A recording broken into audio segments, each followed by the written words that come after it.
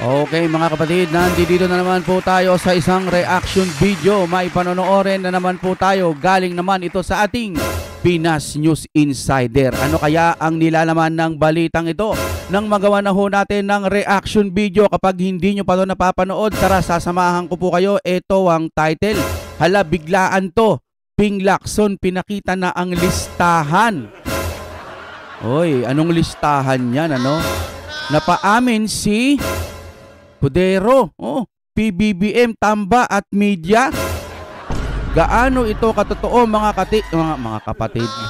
Kung trip nyo na may kasamang reaction video, panoorin natin ng sabay-sabay. Hatid po ito sa inyo ng Fiverr ni Juan mga kapatid. Kapag mabagal ang inyong internet, dyan na po kayo dahil napakabilis at ang mura-mura pa, kaya tawag na kayo mga kaibigan. Sige na, i-play na natin anong meron dito. Ito ang balita ngayon. Trending at pinag-uusapan ngayon sa mundo ng social media. Ang di umano'y balitang dating senator na si Ping Lacson tila binasag na ang katahimikan at matapang na nagsalita sa publiko at tila nasa pool ng katotohanan at tila napahiya sa mata ng publiko ang Senate President na si Chis Escudero matapos nitong magsalita at tila pinasinungalingan ng Pangulong Marcos ang di umano'y mga inilabas na pagbubunyag ng dating Pangulong Duterte. Ito nga ang nalilito ko mga kapatid.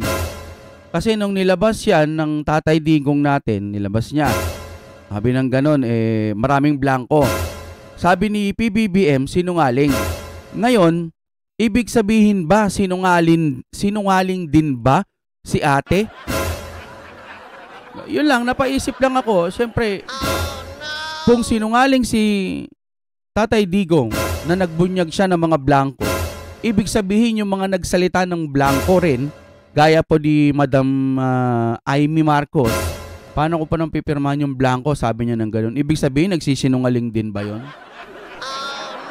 Diba?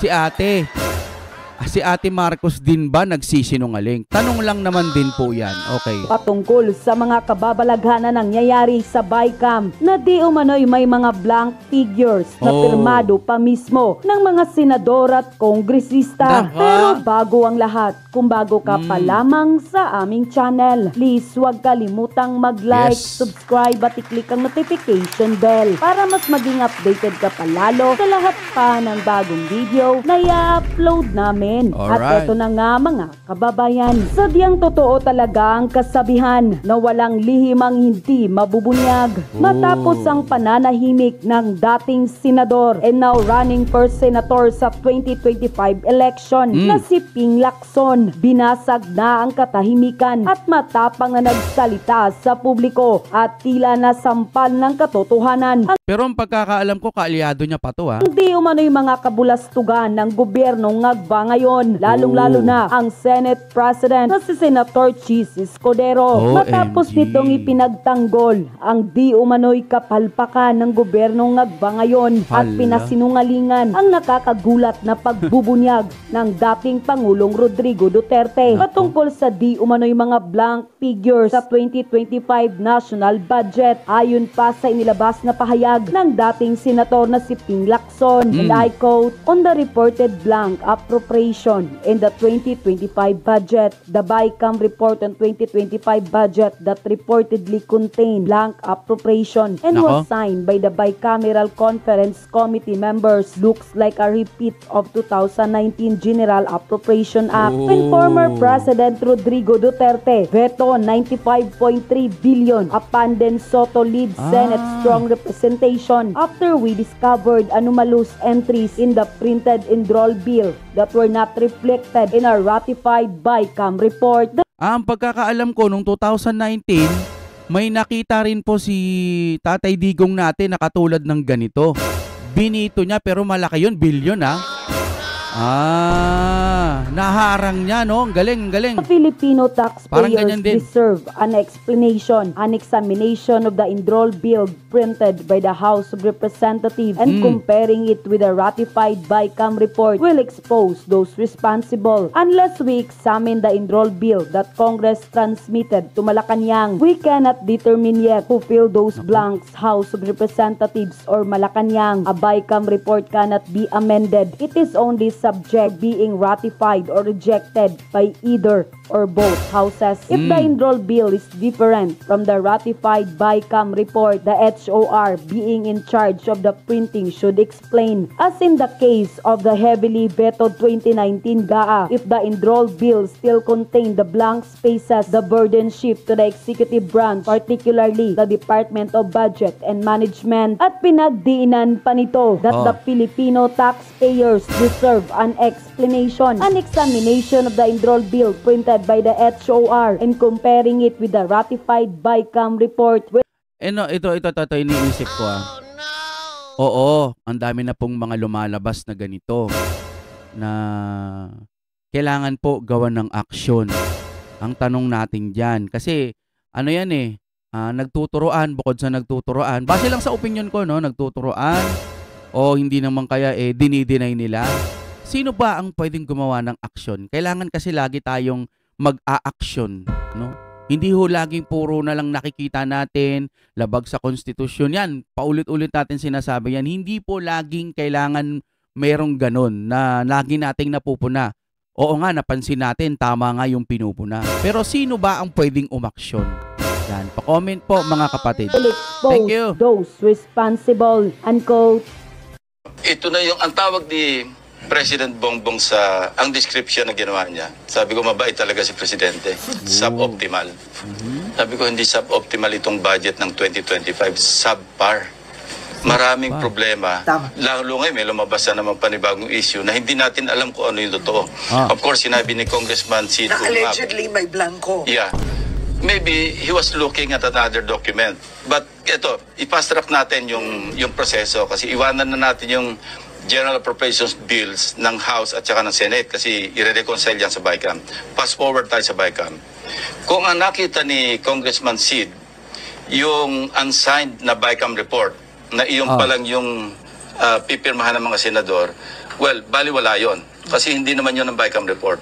Kung ang nakita ni Congressman Sid, yung signed by the Bicameral Conference Committee members, may problema tayo doon. Yun. Mawalang galang na po, Ping Lacson. Hindi namin kailangan ng mabait na Pangulo. Ha? Hindi namin kailangan, tignan mo. Mabait si BBM pero nagkanda leche. Mabait pero kurakot. Mabait pero grabe ang manipulasyon nila sa budget ng Pilipinas. Hindi po namin kailangan ng mabait. Paano kaya ito lulusutan ni Mr. President? Imagine mo, hindi mo ni-review, pinirmahan nyo, inaprubahan nyo. Pero di ba sabi daw, ni-review, pinag-aralan, may mga binito pa nga siya, yung mga maliliit daw. Hindi natin titigilan itong pagre-reaction sa ganitong bagay kasi mga kaibigan, importante din na malaman ninyo. Okay lang na manood kayo sa mga mainstream. Pero hanggat maaari, mga kapatid, manood din kayo sa mga ibang vlogger na parang nakikita nating may pinupunto gaya ho ng pinanunood natin, di ba? May mga blanco. Sige pa, cheese! Pakatanga lang. Ang hindi ko maintindihan sa nagrereklamo, dati siyang naging Apple chairman, alam niya ang patakaran at alam niya ang ika nga proseso ng budget. May mga kasama pang abogadong nagrereklamo kaugnay ito. Pero ito ang alam ko. Wala pang dineklarang unconstitutional na Bicameral Conference Committee report. Wala pang dineklarang unconstitutional na committee report. Sa katunayan, wala pa yatang dinedemanda sa korte para ideklarang unconstitutional ang isang committee report o Bicameral Conference Committee report. Ang dinedeklarang unconstitutional ay batas. Ngayon, yung batas ng General Appropriations Act na produkto ng anumang committee o conference committee report o committee report ang kino-question. At kumpleto yung batas na yon, walang blanco, walang kulang, at yung amount ay nagsusuma. Unawain po ninyo. Ang budget ay may humigit kumulang 200,000 linya. na may mga nakasulat na pamagat, titulo ng proyekto at amount. Hindi yung ganon kasimple na gawin o ginagawa. Kaya ang isa, kung mapapansin din niya, pinakita nilang unang kopya na may pirma ako. Kasi nakikita kong kopya ngayon, wala na akong pirma, kaya hindi ko alam kung saan galing yun. Ay nakasado. Patingin kami, no? Di ba? Patingin din po kami ng kopya na sinasabi nyong may pirma kayo. Tignan natin kung may mga blanco doon. May mga fill in the blank daw kasi doon, no? Walang mga pangalan. Ngayon, pag may fill in the blank tapos nandoon po yung pangalan, di parang nilagay na. Opinion lang ho natin, di ba? Kasi kung wala pong guhit at diretso pangalan or yung budget na nakalagay na agad, wala naman tayo masyadong malay. Ibig sabihin, hindi siya dinoktor. Pero kung may guhit, may ganon, chewing, tas tsaka yung may pangalan na, baka dinoktor na. Tanong lang naman, dinoktor na ba? Kasi di ba, halimbawa ako magpapapirma, ganito kasi pagkakaintindi ko sa nangyari. Alam nyo, nagpapaliwanag si Cheese, ang nakikinig niyang mga mamamayang Pilipino na hindi alam kung anong klaseng style o anong nangyayari dyan, lalo na yung hindi naman masyadong nag-aral ng ganyan. Ngayon, sasalitaan ka ng mga mala technical na hindi mo naman naiintindihan, edi magmumukhang parang, ganun pala yun. Mapapaganon ka na lang, lalo na kapag kay mahirap lamang at walang alam sa mga ganyan. Naipaliwanag na pala ni Sir Cheese. Ganun na yun, no? Hindi, okay, lusot na, yaan nyo na, wala naman palang manipula, no? Kung baga paliwanag lang, okay na. Pero mas maganda ho siguro kung ipapakita, no, yung papel na yon. Ngayon, saan magrereklamo? Di kung dun din sa kanila, wala.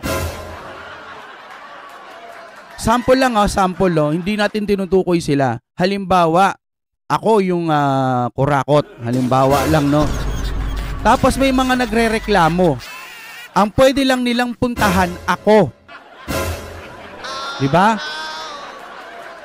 Di syempre, ako, hindi naman kurakot, ginagawa ako di magreklamo kayo, maghain kayo. Di ba? Di iba-block ko ngayon sila. Kumbaga, gagawa ko ng paraan. Kasi ako yung malakas Ako yung nasa taas, ako yung makapangyarihan. Ako ang pwedeng gumawa ng paraan para madoktor o hindi malaman kung may blanco nga o wala. Yun lang ho ang pagkakaintindi ko, opinion lang ho natin ito. Yun ang pagkakaintindi ko doon sa mga bidyong napapanood natin gaya po nito. Saan ka pa ba lalapit kung yung lalapitan mo yung mismong mga nangungurakot? Pangkalahatan ho yung tinutukoy ko, hindi lang sa iisang kampo o kung kahit kanino. Di wala din, di ba? Ngayon, naglabas si FPRR din ng ganyan, ang ating Tatay Digong. Biglang ipapasok nila yung ICC. Malapit na raw si Tatay Digong. Biglang nagkaroon ng ganun ulit. Biglang in-update. Mga sir, mga ma'am, pag may nakikita rin ho kayong mga pagkakamali, kailangan nyo hong tignan kahit sa kabilang kampo kayo. Kahit magkakalaban ho tayo ng paniniwala or magkakaiba, yun na lang yung term. Magkakaiba man tayo ng paniniwala, yung ibang mga vlogger nagkakaasaran pa. Minsan ho, tignan nyo pag may naaamoy kayong mga pagkakamali. Hindi yung pag nakarinig kayo ng paliwanag ng sinusuportahan po ninyo, pwede na agad kayong maniwala basta-basta. Mahirap po Yun lang, sayang ho kasi pagka halimbawang nakalusot ito, baka pwedeng mangyari ulit sa mga susunod na taon. Na otorisado ang Commission on Appropriation and Finance na mag-correct, magpuno, maglagay dahil posible na may nakaligtaan doon. So, ano ba naman yan, Cheese? Pinapakomplika mo. Posibleng may nakaligtaan. Di ba nga inaral na nila yan bago ipinali o bago ipinal? Pinal tuloy. Bago i-final, di ba nga daw pinag-aralan, bla bla bla, bago i-official. Tas may nakita nga daw ng mga blanco. Si Madam Amy nagsasalita na nga rin paano niya nga daw pipirmahan kung may mga blanco nga daw. Di ba mamaya isusunod ho nating magiging topic yan. Ang bagay-bagay. Doon nga sa Bycam, hindi naman doon sa GAA.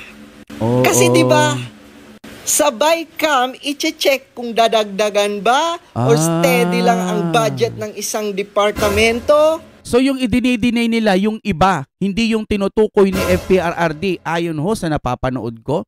Tanong lang din, no? Or babawasan? Ang problema nga, Cheese, may mga blanco sa BICAM na nakalusot at may mga pirma na. So, ang tanong dito, Cheese, sino ang nag-fill in the blanks? Yun, Cheese. OMG. Tignan mo to sila, mga Lods. Gagawin pa talaga nilang tanga at uto-uto ang mga Pilipino. Yun nga, iniisip ko. Buti na nga lang may mga vlogger eh. Kasi nga, kung ibabalita ito sa mga mainstream, o ano na lang ang sasabihin natin, wala naman tayong alam sa mga pasikot-sikot sa politics, di ba? O mga roles nila, edi sasabihin natin, sinungaling nga pala talaga si Duterte. Sinungaling ba? Kasi nakita naman natin na yan, pinaliwanag na ng mainstream.